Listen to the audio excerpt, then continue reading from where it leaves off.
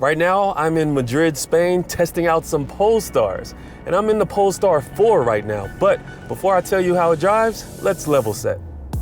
This is the Polestar 4, the performance brand's newest all-electric SUV coupe. Addressing a missing elephant in the room right away, Polestar is taking a new approach to this SUV design by eliminating the rear window. In return, this allows the standard glass roof to extend beyond the rear passengers' heads for what Polestar calls an immersive experience. Don't worry though, there's a high-mounted camera above the tailgate that displays a high-definition feed to the standard digital rear-view mirror, which can be powered off to display the rear seats just in case you need to check up on your passengers.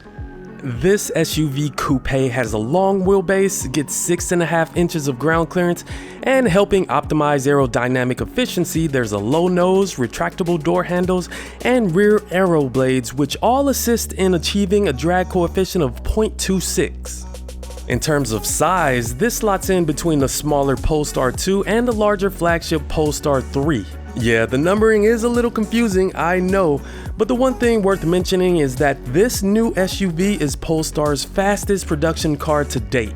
The rear-wheel drive long-range single-motor variant gets 272 horsepower, while the all-wheel drive long-range dual-motor Polestar 4, which is the car I'm testing, gets 544 horsepower, 506 pound-feet of torque, and can get from 0 to 60 miles per hour in around 3.7 seconds. As you would expect with over 500 horsepower, it's pretty quick. Instant torque, and yes, it's addicting. I would like a little bit of performance noise coming in because after all, it is an EV, so it's quite quiet. It doesn't add any fanfare to the acceleration pull. It's just going fast and throwing you back into your seat. But besides that, the brakes feel nice and grabby right on the top of the pedal. And you also get a one pedal drive mode. Right now, I'm in the low setting, or you could go to standard, which I'll do right now. And yeah, it definitely has some good regenerative braking feel, but I like it in the low setting. Coasting is a little bit too coasty for me. Low is just right. Long-range dual-motor models are fitted with active dampers for more handling excitement and includes a performance drive setting which engages both motors at all times for better power delivery. My tester also has the optional performance pack which includes 22-inch wheels, special chassis tuning, Swedish gold accents, and 4-piston Brembo brakes. Going around these twisty turny bits right now, the steering is really light. Even if I go to the firm setting, it still feels relatively light. Not a lot of feedback coming in from the road, but at least I like how the steering wheel feels in my hands, and I like this flat bottom design. It looks really nice, but I just wish you gave me a little bit more feedback. Thanks to this low center of gravity, the Polestar 4 feels planted. It feels stable going in the corners and going into this small left bend. Yeah, it honestly doesn't feel like an SUV. I think they're just calling it an SUV, but this kind of feels like a hot hatch EV to me. As far as drive modes, there's no dedicated drive modes button to put it in eco, sport, or normal. You pretty much have to go into the drive setting and select a lot of stuff yourself, like the power delivery, steering feel, and your suspension feel. It would be nice just to have a button to click it if you want to get into a sportier drive mode, but for right now, it doesn't exist. But the good part is, that's what over-the-air updates are for, and that can be an easy fix down the road, if enough people complain about it. A 100 kilowatt-hour battery comes with both long-range models, with the single-motor Polestar 4 achieving an EPA estimated 300 miles of range, and the dual-motor getting 270 miles, but has a feature to disengage the front electric motor when not needed to help maximize range. All models can charge up to 200 kilowatts on a DC fast charger for a 10 to 80% charge in roughly 30 minutes, and a heat pump comes standard to help precondition the battery and the cabin. Bidirectional charging is included along with future vehicle-to-load capability for drawing power from the Polestar 4. Inside, there's a standard 10.2-inch driver display, 14.7-inch head-up display, and 15.4-inch center touchscreen that utilizes Google built-in, includes wireless Apple CarPlay, and uses personal profiles to keep specific driver configurations. As far as working the infotainment screen, it's relatively intuitive. It's nice and large, so your maps show up really detailed, and you also get widgets on the screen which you can customize to your very liking depending on what you want to access while you're driving, which is nice.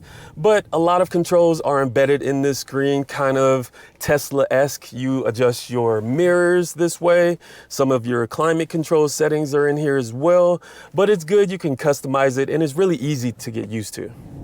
I'm really glad that the steering wheel doesn't block the gauge cluster. It looks nice and slim, and it displays the maps on the gauge cluster, which is actually really helpful so I don't have to look at the infotainment screen, because sometimes I'll leave it on a different menu than the maps. As far as the interior, I dig the layout. It's a nice minimalist interior. The storage situation is okay. You do get an armrest right here that's not as deep, it's kind of narrow, and you do get some storage right here below your center stack, and you don't get a compartment for your sunglasses, which is a bummer. But I really enjoy the layout, some good elements up top. It just looks so premium.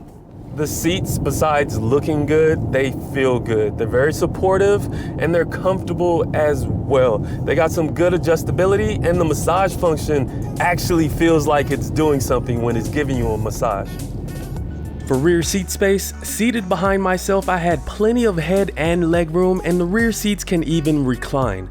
Out back, there's 18.6 cubic feet of space behind the rear seats and an underfloor storage compartment. Fold down the rear seats for a total of 54.2 cubic feet, and if you need just a little bit more room, the front storage compartment holds half a cubic foot. So this Polestar 4 is fitted with 22-inch wheels with some pretty sticky tires, and they can get a bit loud, but when you're not on gravel and you're on some smooth roads, the cabin is really quiet. As far as visibility, outward looks great. Behind me, yeah, there's nothing behind me. You have to rely on a digital rear view mirror, and so far, I don't really miss a back window because this is doing a great job. It has a great transition between light and dark, so if you're gonna miss your back window, don't worry about it. And I do want to add, on the outside with these side view mirrors, they don't have a frame around them. They're frameless, but they may look small, but they do give you some pretty decent visibility as well.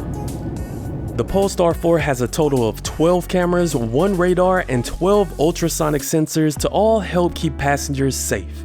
This advanced driver assistance system comes standard and includes forward collision warning, collision avoidance with braking and steering assist, cyclist and pedestrian detection, lane keep assist, blind spot monitor with steering aid, rear collision warning, adaptive cruise control, and a driver monitoring camera to track head and eye movements to prevent accidents related to fatigue. And in the future, the Polestar 4 will be the first production car to get mobilized chauffeur, which builds upon its supervision camera-based safety platform. One thing that I'm not in love with is the lane centering assist. This thing will have you ping-ponging all over the lane. I don't know why it does that. It's not my favorite. I decided to turn it off. Pricing for a Polestar 4 begins at $56,300, including destination for the long-range single-motor model. Standard equipment includes LED lighting, 20-inch wheels, dual-zone climate control, and a full-length panoramic glass roof. Standalone features and packages are also available for added creature comforts or safety tech, and if you're looking for more power, a long-range dual-motor Polestar 4 starts at $64,300. If you're digging the Polestar 4 or you're shopping for any other EV, go to kbb.com and get a fair purchase price. kbb.com, click the link above for more details. The Polestar 4 is looking to compete against other premium luxury EV SUVs, including the all-electric Porsche Macan and Audi Q6 e-tron. The Polestar 4 is already on sale in China, seeing that it is being produced in China at a Geely-owned facility, and North America should be seeing deliveries sometime later this year. The first drive of this Polestar 4 was actually pretty fun. I mean, it has some great driving dynamics, some good tech, and the interior is really comfortable. I actually can't wait to test this out back in the States. And if you can't wait either, make sure you're subscribed to the Kelley Blue Book YouTube channel for the latest and greatest. But for right now, adios.